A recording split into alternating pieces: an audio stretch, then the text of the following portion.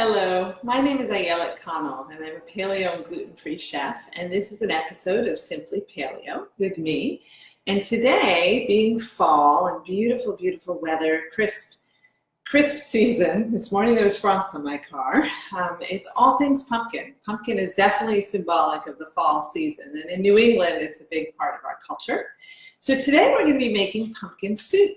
And pumpkin soup is a wonderfully nourishing, fragrant fall soup. But what's wonderful about this recipe is there's a lot of variations on a theme that you can make to mix it up and still use the basic same recipe. So today we're going to be using a sugar pumpkin, which is essentially a small type of pumpkin that's a little bit sweeter in flavor. And we're going to be using apple and some autumn seasoning like cinnamon and nutmeg and allspice and some ground cloves and some onion and some chicken stock and a little bit of maple syrup. It's a very simple recipe and very easy to make. So I did a little prep before you joined me this morning, just so that we don't have a lot of extra time involved in between the steps. So the first thing I did is I have my big soup pot here that's on the stove, and I put about a tablespoon or two of olive oil in and heated it up on about medium heat.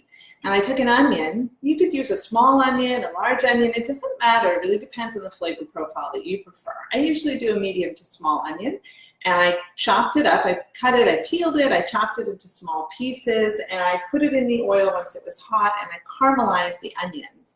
And so you just want them to be nice and soft and translucent, and you can smell that caramelized onion smell in the air too. And it gives definitely the pumpkin soup a little bit more of a hearty flavor, but it is somewhat of a sweet soup, so it gives you a nice robust flavor. But the reason the size doesn't matter so much is because at the end we're going to be blending the soup to give it a nice pureed, silky pumpkin texture.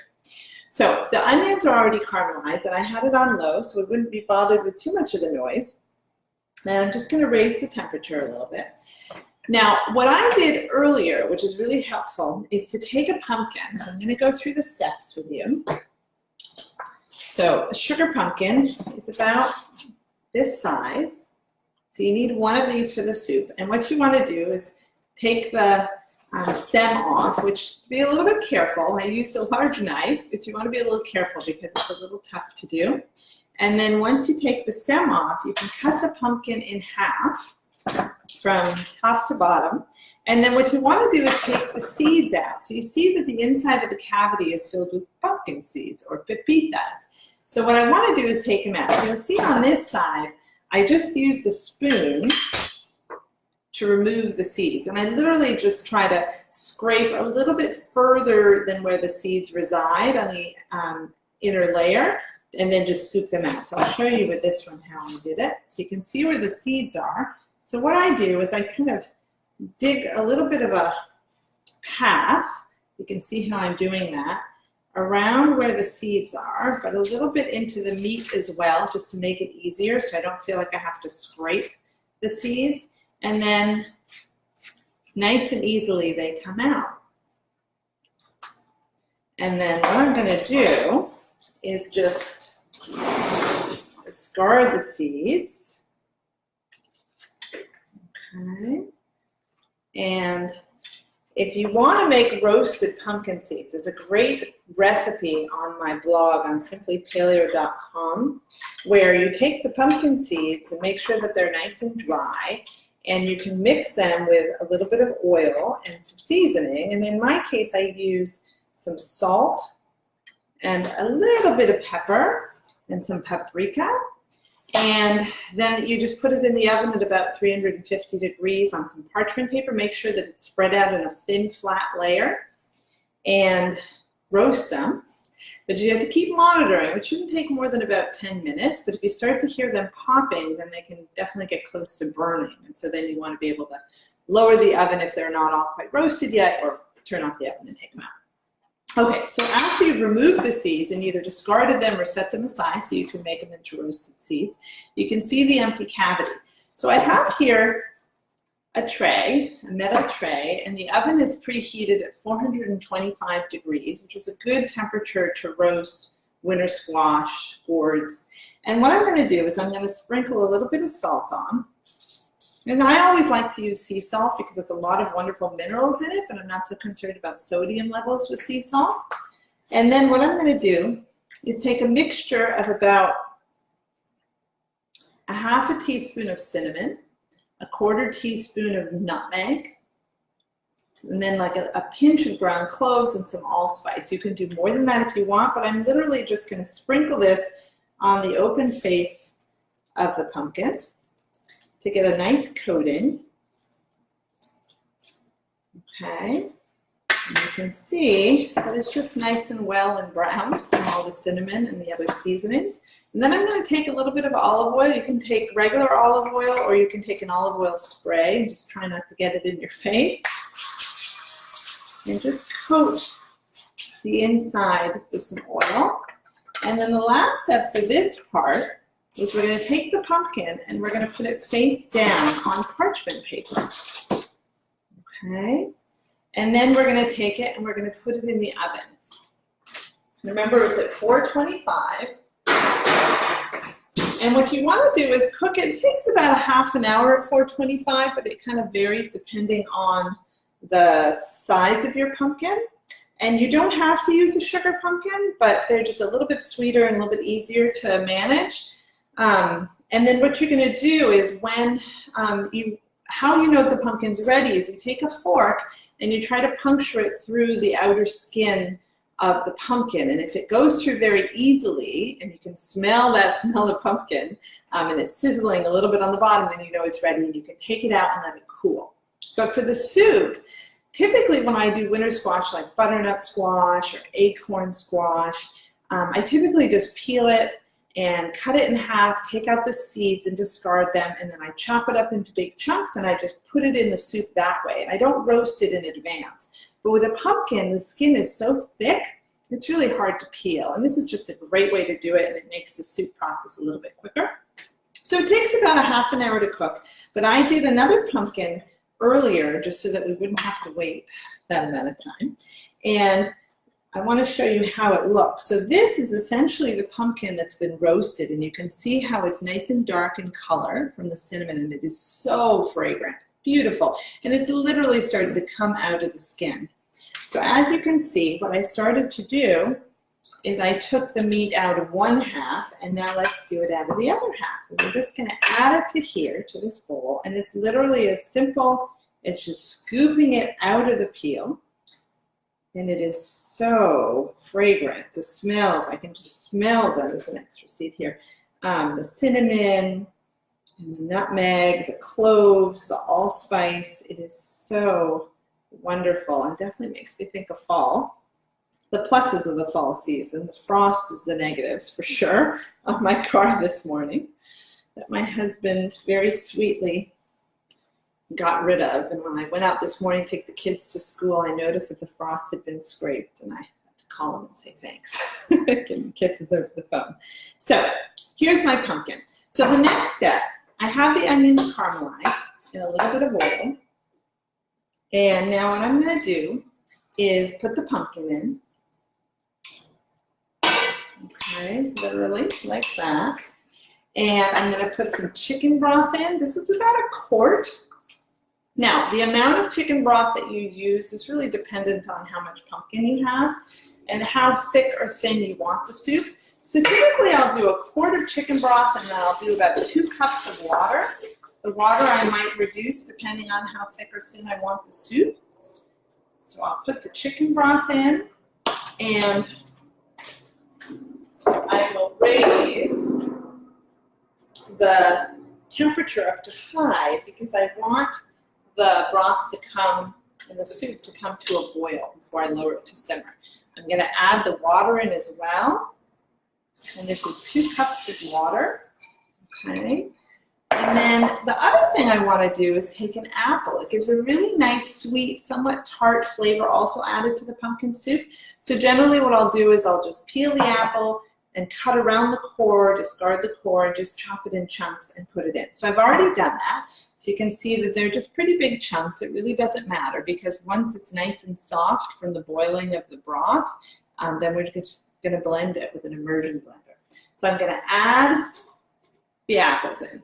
Now, when I do this type of soup with winter squash, like butternut squash or acorn squash, then typically I'll add seasoning to the soup instead of putting it right on the squash, obviously, because it hasn't been roasted. So in that case, I'll do about a teaspoon or half a teaspoon of cinnamon. I'll do a half a teaspoon or a quarter teaspoon of nutmeg, and then I'll do a quarter teaspoon of allspice and about a pinch of cloves. And then I'll typically do about a teaspoon of salt. But in this case, we put some salt on the pumpkin already, so I'm going to put about a quarter teaspoon of salt in the soup. In addition, and even if it's a sweet food, salt always seems to make it a little bit sweeter because I think it helps to make the flavors more robust. So then the last ingredient, which I typically wait, it's a nice hot pot. I typically wait until it's boiling, is the maple syrup. And the maple syrup, it's about a quarter cup. I just found a little seed in here. A quarter cup of maple syrup. So I have that ready and waiting here in my little bowl. And as it comes up into a boil, then I'm going to add the maple syrup. And then what I'm going to do is I'm going to bring it up to a boil, and then I'm going to lower it to a simmer. And I'm just going to let it cook until the apples are fork tender. Literally can be smushed with a fork.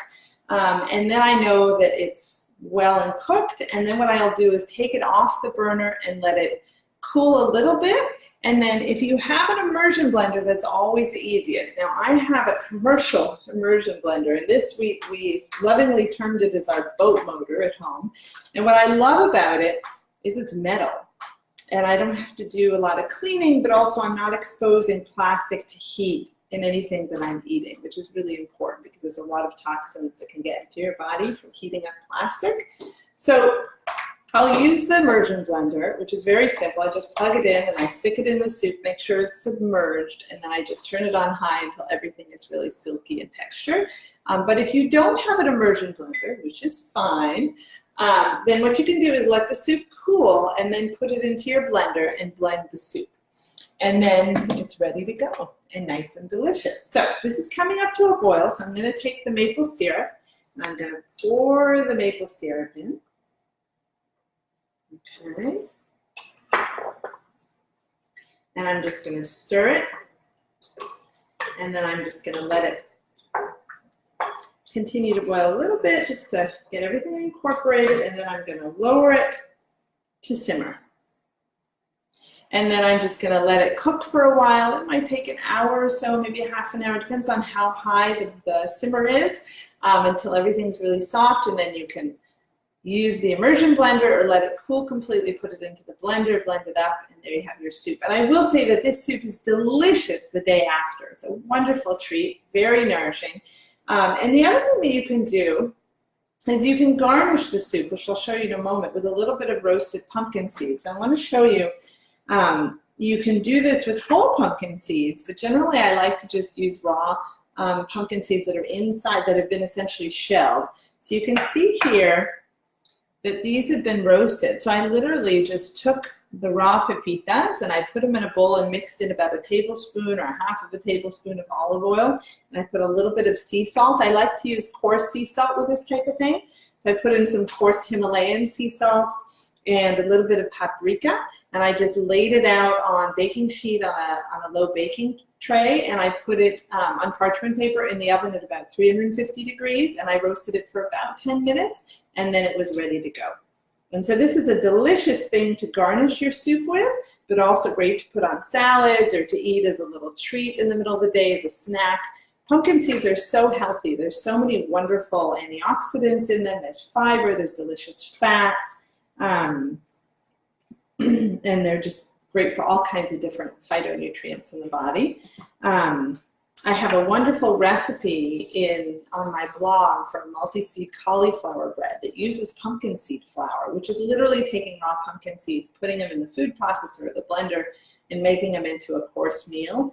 And it is such a wonderful bread and so rustic, but super nutritious as well. So let me show you what the actual soup looks like when it's all done. So here we have, you can see, it's a nice, thick, beautiful pumpkin soup, and it is so nourishing. And the fragrance of the cinnamon and nutmeg and allspice and cloves is just wonderful. And what I'm going to do is I'm actually going to put a little bit of pumpkin seeds in the center as a garnish, which makes it so beautiful. And then I'm going to take a little bit of sweet paprika. There's a great store in our area called Penzies, and they do have a national catalog. You can find them online, and they have really great quality spices for your kitchen. A lot of professional chefs use it as well. They're pretty affordable, but they're so well made, and they really last for a while. Very, very good quality. So this is the Hungarian style sweet paprika, which I use a lot in my kitchen, and I use it to roast the pumpkin seeds with, but I'm also going to sprinkle a little bit over my soup, and you can just see how beautiful that looks. And we're going to try it. So let's see, we'll get a little bit of the pumpkin seeds in there and the paprika. Oh, that is just so delicious. The pumpkin is so luxurious in texture. It's really silky but also thick. You can definitely taste the cinnamon, the allspice, the nutmeg, the cloves just melded together to make this beautiful just fragrance. And the seeds with the crunch and a little bit of saltiness. It is a really wonderful soup, and definitely something to welcome your family home on a cold day. So I highly recommend that you try this. It's a really simple recipe. Remember that you can make all kinds of variations on a theme. You can use butternut squash. You can use acorn squash. You can add a little bit of sweet potatoes in, even a little bit of carrot. You can switch out the apple for pear, which makes a nice little bit of a change in sweet and tart flavor. But it's a wonderful soup. And the biggest concept, if it's particularly not a pumpkin, is you're going to peel it, you're going to cut it in half and take out the seeds, and then you're going to chop it up into cubes and put it in there with the onion and the apple or the pear, and you're going to cover it with chicken broth and a little bit of water and put in your seasoning, and then you're going to bring it up to a boil, and once it starts boiling, you're going to lower it to a simmer and just let it sit. You're going to stir it every now and then, and once everything is really soft and fork smushable, then you know it's ready, and then you can use your immersion blender to blend it into that smooth, silky consistency, or just let it cool and then put it into your blender and blend it up, and it makes the most wonderful, wonderful soup. So I highly recommend that you try this. It's definitely paleo because there's no grain, there's no legumes, there's no sugar, there's no dairy. If you do want a little bit more of a creamy consistency, you can definitely put a cup or a half a cup of coconut milk in. And that will definitely make it a little bit of a different flavor profile. You can add a little bit of curry with that coconut milk and give it a little bit of a Thai flavor. There's lots and lots of options. But I hope you try it, and I hope you visit my blog, simplypaleo.com, because there's a ton of wonderful recipes and strategies and tips on how to incorporate paleo lifestyle into your life and how to do it easily. And also to just remind you that I love requests.